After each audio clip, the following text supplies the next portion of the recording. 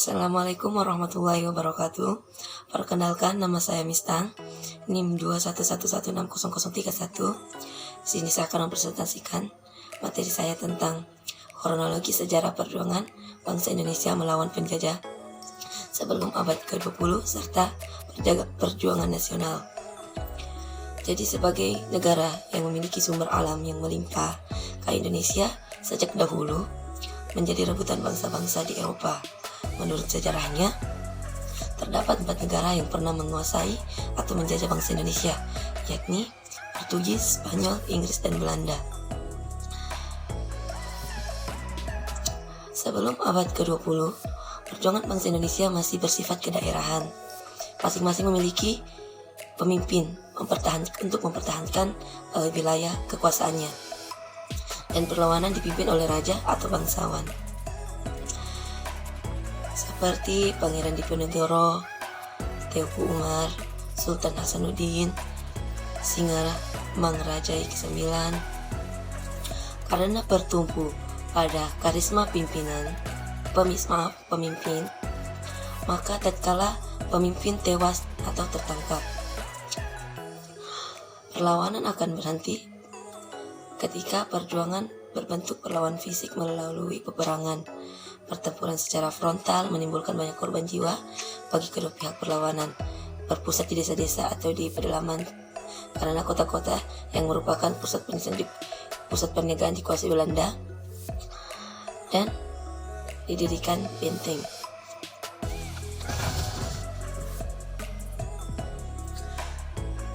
Perjuangan bangsa Indonesia sebelum abad ke-20 melalui perang dan pemberontakan oleh bangsa Indonesia sebagai berikut.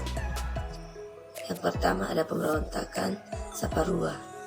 Jadi pemberontakan Saparua ini adalah protes rakyat di bawah pimpinan Thomas Matulessia, diawali dengan penyerahan daftar keluhan-keluhan kepada Belanda. Daftar itu ditandatangani oleh 21 penguasa orang kaya, Pati, Raja dan Saparua dan Nusa Laut. Beberapa pemimpin lain dapat dalam pemberontakan ialah Anthony Ribuk, Philip Latumahina, dan Raja dari Sayat. Pada tanggal 3 Mei 1817, kira-kira 100 orang, diantaranya Thomas Matulessia, berkumpul di hutan Warlutun dan memutuskan untuk menghancurkan benteng di Saparua dan membunuh semua penghuninya. Kemudian Pedang Padri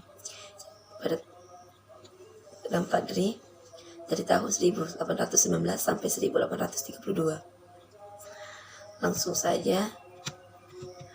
Kemudian Perang Diponegoro, yakni berlangsung pada tahun 1825 hingga 1830. Kemudian Perang Banjarmasin. Kemudian Perang Aceh dari 1873 sampai 1912. Perang Aceh tadi itu 1873 hingga 1912.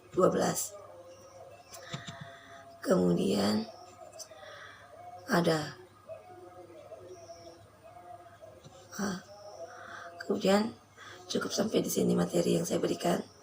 Kurang dan lebihnya mohon dimaafkan. Wassalamualaikum warahmatullahi wabarakatuh. Melansir situs resmi Kementerian Lingkungan Hidup dan Kehutanan Republik Indonesia, kronologi peristiwa ini berawal dari pembentukan BPUPKI pada tanggal 7 Agustus 1945 yang bertujuan untuk menegaskan akan tercapainya kemerdekaan Indonesia yang kemudian berganti nama menjadi PPKI.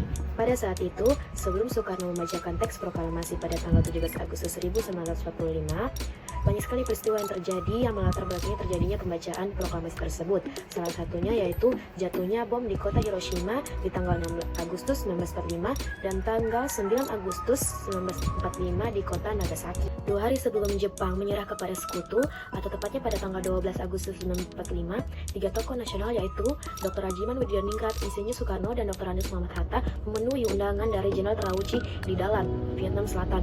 Pada pertemuan yang terjadi di Dalat antara 3 tokoh nasional tersebut dan Jenderal Terauchi, ada beberapa hal yang disampaikan oleh Jenderal Terauchi. Yang pertama, pemerintah Jepang memutuskan untuk memberikan kemerdekaan bagi bangsa Indonesia. Yang kedua, untuk melaksanakan kemerdekaan maka dibentuk Panitia Persatuan Kemerdekaan Indonesia. Indonesia atau PPKI.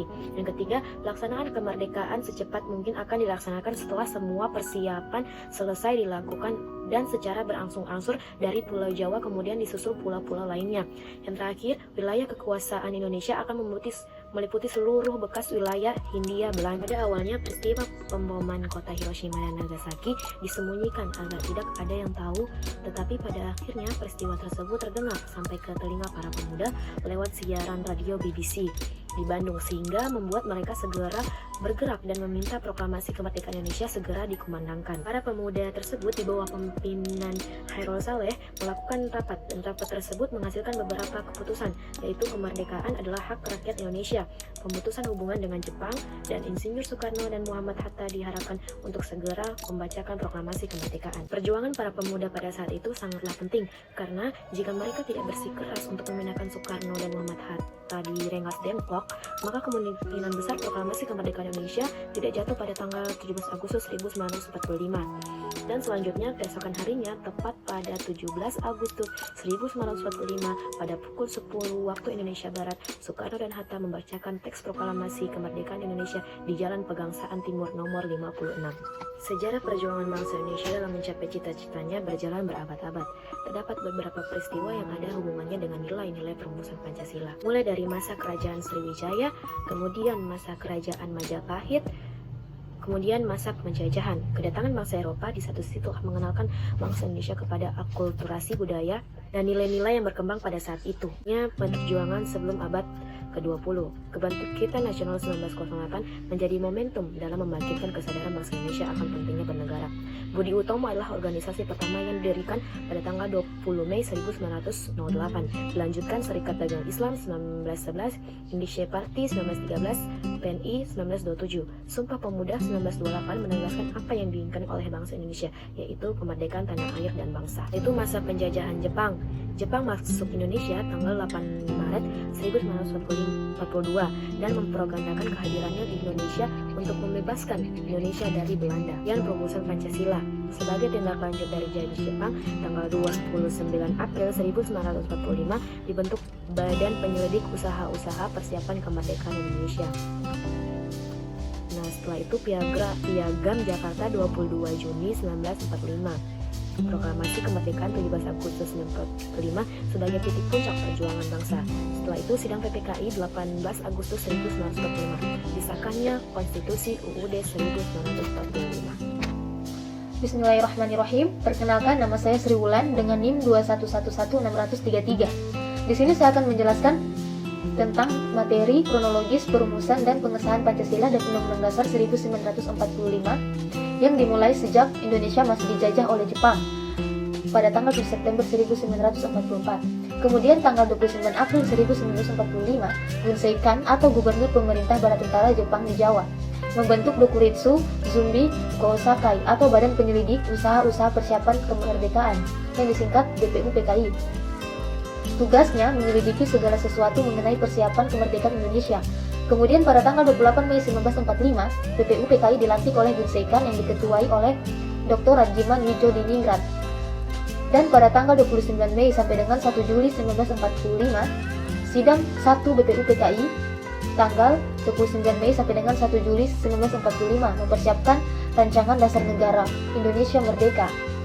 Dan pada tanggal 1 Juni 1945, Insinyur Soekarno berpidato dan mengajukan usul tentang konsepsi dasar filsafat negara Indonesia yang diberi nama Pancasila. Kemudian, tanggal 10 sampai dengan 16 Juli 1945. Dan pada tanggal 9 Agustus 1945, PPKI dibentuk. Tanggal 9 Agustus 1945. PPKI adalah badan bentukan pemerintahan Jepang, tetapi bukan alat pemerintahan Jepang, sebab PPKI bekerja sesudah Jepang tidak berkuasa lagi. Kemudian tanggal 17 Agustus 1945, Proklamasi Kemerdekaan Indonesia, dan tanggal 18 Agustus 1945, pukul 10.30 dimulai sidang pleno, membahas naskah rancangan hukum dasar dan pengesahan Undang-Undang Dasar 1945.